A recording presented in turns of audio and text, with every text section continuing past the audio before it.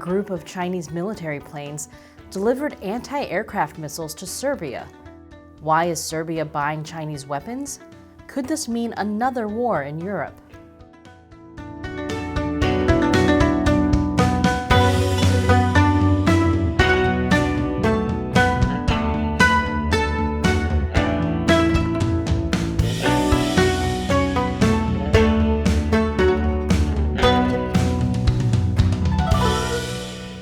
Welcome to China Uncensored. I'm Shelley Zhang, filling in for Chris Chappell, who is busy reading the Global Times. Last week, China made a semi-secret delivery of missiles to Serbia. I'm guessing it was only semi-secret because people who track flights on Twitter spotted 6 People's Liberation Army Air Force cargo planes flying to Serbia. And others posted photos of the cargo planes landing in Serbia. And then Chris's favorite state-run media, the Global Times, wrote a glowing article about the cargo planes and China's strategic transport capabilities. Okay, first of all, this doesn't even sound semi-secret. It's not secret at all. And second of all, these Global Times writers really drew the short straw here. I mean, their fellow propagandists get to write awesome stories about how the US spreads biological poison around the world, while it acts like a Cold War schemer or a vampire. The Global Times sure has a way with words. Meanwhile, these guys are stuck trying to make China's military cargo planes sound cool. Those cargo plane capabilities are totally strategic, yes, very transporty. But hey, not everybody can be on the coveted America-bashing beat. It takes skill to Photoshop something this badly. Seriously, I have no idea what's going on here. Unless it's one of those hidden object iPhone games. Oh hey, I found the binoculars. But back to China and Serbia. The important part of the story isn't about the cargo planes, it's about what was in the cargo planes. They were reportedly carrying HQ-22 surface-to-air missile systems for the Serbian military. The HQ-22 is a Chinese anti-aircraft missile system.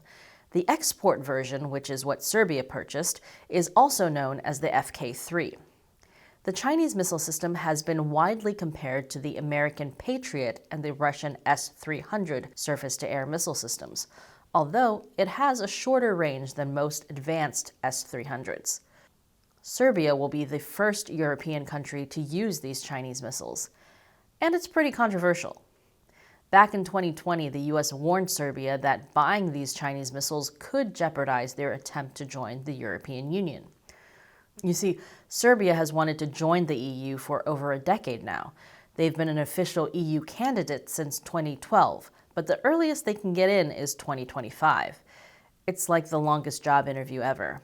And Serbia isn't exactly passing with flying colors. So when news broke that Serbia was thinking of buying these Chinese missiles, the US Embassy warned Serbia about doing business with Chinese companies. The US also said that their buying decisions should reflect Serbia's stated policy goal of greater European integration, and suggested that Serbia look into buying from non-authoritarian countries instead. That's generally good advice, but the Serbian government took that advice about as well as you did when your friends told you not to drunk dial your ex. They bought the Chinese surface-to-air missiles, just like you drunk dialed your ex. And 2 years later, the Chinese military delivered those missiles in what one Serbian military analyst called a demonstration of force. More after the break. Welcome back. China has confirmed they delivered regular military supplies to Serbia over the weekend. Anti-aircraft missiles count as regular military supplies, right? I mean, what are irregular military supplies? Smelly markers? While Serbia would be the first European country to get these FK-3 missiles, they've been buying other Chinese military hardware as well, including missile-armed Chinese drones back in 2020. Serbia also relies on Russia for military equipment, but Russia is a little busy right now. So it's nice to know that Serbia has another authoritarian regime to lean on. And Serbia has been forging closer ties with China for years. It's a big part of China's Belt and Road Initiative in Europe. The Belt and Road has brought billions in investments and infrastructure loans to Serbia. But the Belt and Road has also brought Serbia, and stop me if you've heard this one before, serious environmental pollution, political corruption, resource extraction, and increasing dependency on the Chinese Communist Party. Serbia is importing environmentally damaging economic projects from China while also embracing the Chinese model of politics in which the elite sacrifices environmental safety and public health for the sake of economic growth and to stay in power. Back in 2019, Serbian officials bought a lot of Huawei equipment, including facial recognition cameras. Serbian human rights activists have accused the government of using these facial recognition cameras to target protesters. And Serbia's reliance on China is also making it harder for it to join the EU. The European Parliament has also expressed concern about Chinese economic projects in Serbia, including on environmental grounds, adding another obstacle in Serbia's path toward EU membership. But Serbia's president, Aleksandar Vučić, doesn't seem too worried. Vučić spent his first term as president going all in on China. He traveled to Beijing and met with Chinese leader Xi Jinping in 2017, and in 2018, and in 2019, and earlier this year for the Beijing Olympics. You can tell it's 2022 because they're wearing blue ties. Last year, Vučić appeared in a Xinhua news agency photo getting a shot of the Sinopharm vaccine. And that's not the first time Vučić has expressed his gratitude for China's COVID aid. Here he is in 2020, receiving a shipment of Chinese medical supplies and kissing the Chinese flag. That dude is looking for love in all the wrong places. Earlier this month, Vučić won re-election with a landslide victory, something the Chinese regime is pretty happy about, because there's going to be a lot more Chinese flag kissing in Vučić's second term, especially as Serbia gets more flack from the West for not totally condemning Russia. Growing their ties with China seems like a safer alternative. Vučić has already announced a free trade agreement with China by the end of the year. But China's interest in Serbia isn't just about economics. It's also about NATO. I'll tell you more after the break. Welcome back. Serbia and China have been establishing closer ties for decades. In some ways, it goes all the way back to the 90s. Remember the 90s?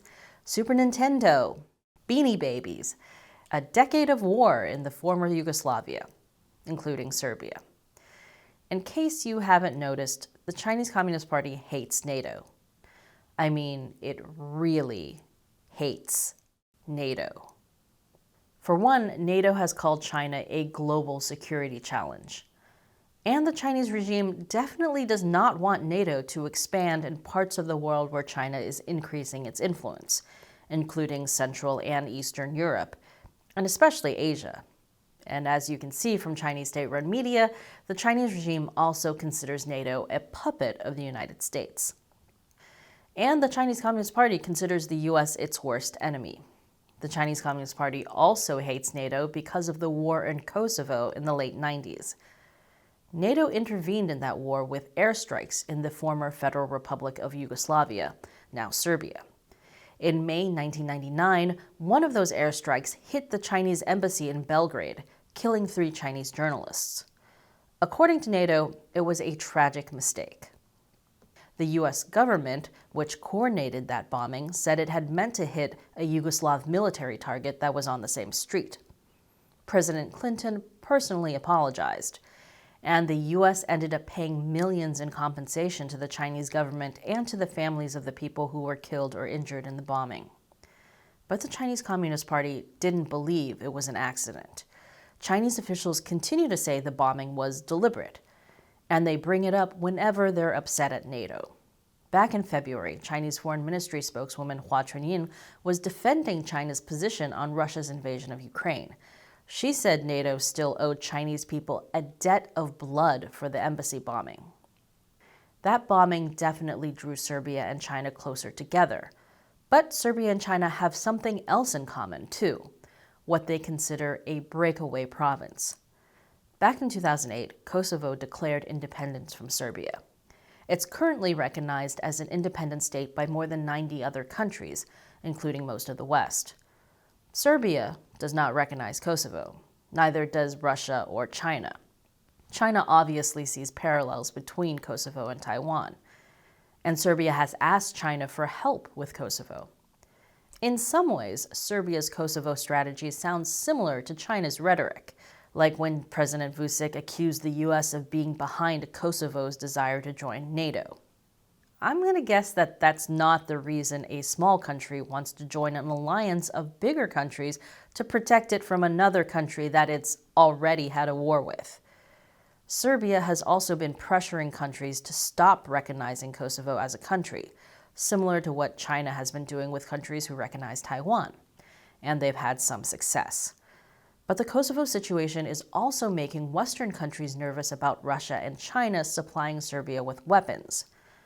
There are fears in the West that the arming of Serbia by Russia and China could encourage the Balkan country toward another war, especially against its former province of Kosovo. Let's hope that 90s trend does not make a comeback.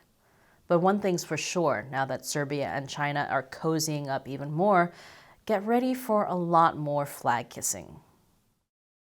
Once again, I'm Shelley Zhang, filling in for Chris. Thanks for watching this episode of China Uncensored.